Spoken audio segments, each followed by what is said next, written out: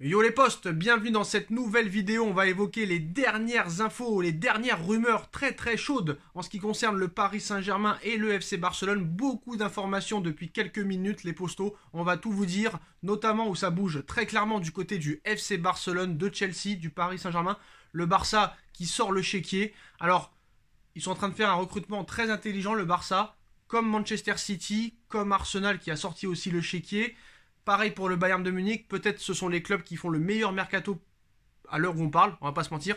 On va parler d'abord du Paris Saint-Germain, mais voilà, accrochez vos ceintures. En ce qui concerne le PSG et le FC Barcelone, il y a beaucoup à dire dans cette vidéo. On va commencer avec Luis Campos et Christophe Galtier qui veulent construire au Paris Saint-Germain un groupe avec dans l'idéal 2-11, presque de niveau équivalent. L'objectif, aborder au mieux le calendrier qui sera très resserré après le mondial 2022. Donc il faut préparer déjà au mieux le calendrier pré-mondial.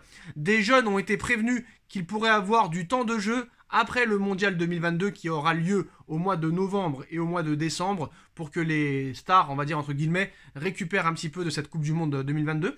Alors Kylian Mbappé va manquer le trophée des champions contre Nantes le 31 juillet avant le PSG Nantes. Donc pour rappel, il avait été sanctionné d'un match de suspension pour accumulation de cartons jaunes, 3 en 10 matchs. Donc Kylian Mbappé ne sera officiellement pas là contre Nantes pour le trophée des champions, les postos.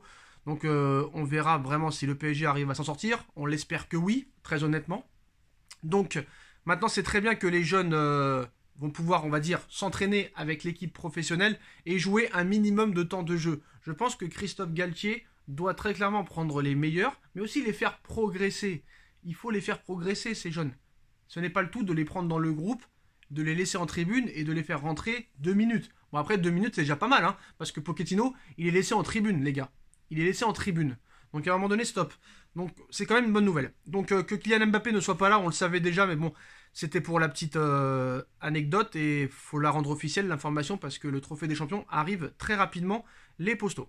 Alors, retour à l'entraînement ce lundi pour Kylian Mbappé, Presnel Kipembe, Danilo Pereira, Nuno Mendes, Achraf Hakimi, Thilo Kehrer, Julian Draxler, Pablo Sarabia. Voilà, tout le monde revient officiellement demain. On sait qu'il y a beaucoup de joueurs, et pas des moindres, qui sont revenus une semaine avant la date butoir, avant la date prévue, comme Neymar, comme Messi, comme Marquinhos. Donc voilà, je pense que très clairement, ça envisage de bonnes choses. On a vu que le frère Marquinhos a posté une photo de Marquinhos en disant « Marquis est prêt pour la meilleure saison de sa vie ». Donc c'est quand même bien. On a vu que Neymar est très motivé pour cette nouvelle saison en nous expliquant que tous les coups francs, tous les tirs et toutes les têtes vont rentrer au fond du filet. C'est des choses quand même qu'on n'entendait pas à un mois du retour de la compétition. Même moins maintenant. Moins de 3 semaines maintenant, avant le trophée des champions. Alors, la première très grosse information de cette vidéo, les postos, elle concerne le Paris Saint-Germain. Le PSG et Chelsea tenteront de recruter Robert Lewandowski si le FC Barcelone ne parvient pas à concrétiser le dossier. Et je pense que le Barça n'y arrivera pas. Pourquoi ? Parce que le FC Barcelone va officialiser l'arrivée de Rafinha en provenance de Leeds.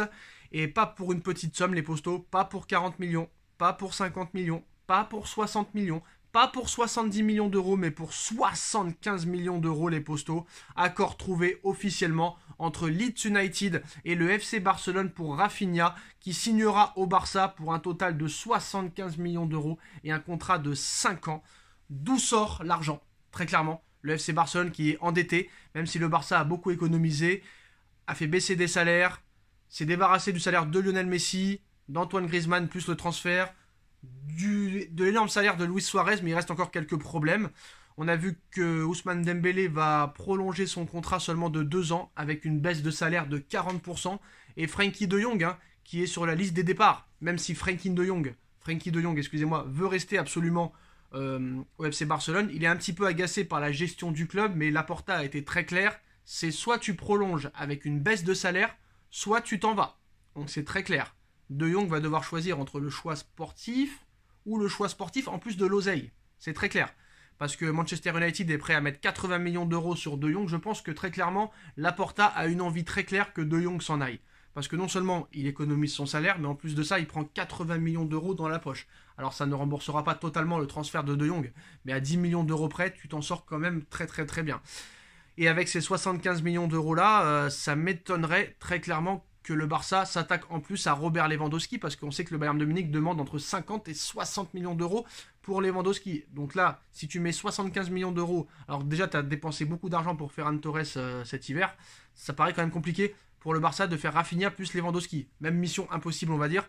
Donc en plus des prolongations de Dembélé, c'est mort pour Lewandowski au FC Barcelone, je peux vous l'assurer. Alors les proches de Lewandowski sont surpris de la façon dont le Bayern célèbre la signature de Sadio Mané, 30 ans, qui voulait partir un an avant la fin de son contrat pour 32 millions d'euros, alors qu'il rejette 45 millions d'euros pour Lewandowski, qui est dans une situation similaire à bientôt 34 ans. Alors très clairement, je pense que le Bayern de Munich ne laissera pas partir Lewandowski tant que le Bayern de Munich n'aura pas un joueur équivalent à Lewandowski. Mais qui a l'équivalent de Lewandowski en nombre de buts? Personne. Haaland a signé à Manchester City. Voilà, Sterling est parti à Chelsea. Jesus est parti à Arsenal. C'est qui les très grands attaquants maintenant? Lukaku est retourné à l'Inter de Milan. Donc ça va être compliqué pour le Bayern de trouver un équivalent à Robert Lewandowski. Et on sait que le Bayern de Munich ne font pas un petit peu comme le Paris Saint-Germain ou comme le Barça. On va pas attendre la fin de contrat du joueur pour le laisser partir libre. Moi je pense que du côté du Bayern, 50 millions d'euros c'était déjà pas mal. Maintenant Chelsea va tenter sa chance. Mais moi honnêtement je n'irai pas, sur Lewandowski. Après le PSG apparemment ça leur pose pas de problème. Mais Lewandowski est le troisième choix. Le PSG, excusez-moi, est le troisième choix de Robert Lewandowski.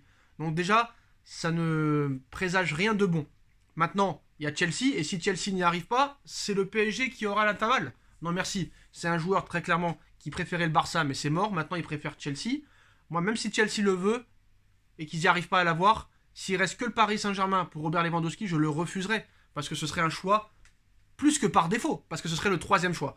Mais quoi qu'il en soit, le PSG pourrait tenter sa chance en cas aussi de défaite de Chelsea dans ce dossier, mais le Barça, je peux vous assurer, est hors course maintenant pour Robert Lewandowski. Parce que si le Barça arrive à recruter Robert Lewandowski à plus de 50 millions d'euros, en plus d'avoir acheté Rafinha à 75 millions d'euros dans les prochaines heures, il va falloir nous expliquer quand même d'où sort tout cet argent de la part du FC Barcelone qui est en dette de plus de 1 milliard d'euros brut et de 500 millions d'euros net les postaux.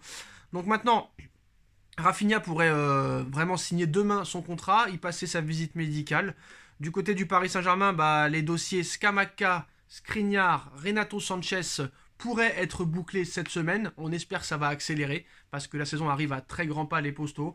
Le PSG aussi cherche toujours un arrière droit en doublure de monsieur Achraf Hakimi. Peut-être encore même un défenseur central en plus, mais ça c'est pas une priorité. Et je pense quand même qu'en plus de Renato Sanchez, s'il vient bien sûr, il faudrait quand même un troisième milieu de terrain. Est-ce que le PSG pourrait tenter sa chance sur Frenkie de Jong? À voir dans les prochains jours, les postaux, dans les prochaines semaines, mais en tout cas ça va s'accélérer normalement cette semaine. Voilà, Rafinha qui signe au Barça pour 75 millions d'euros.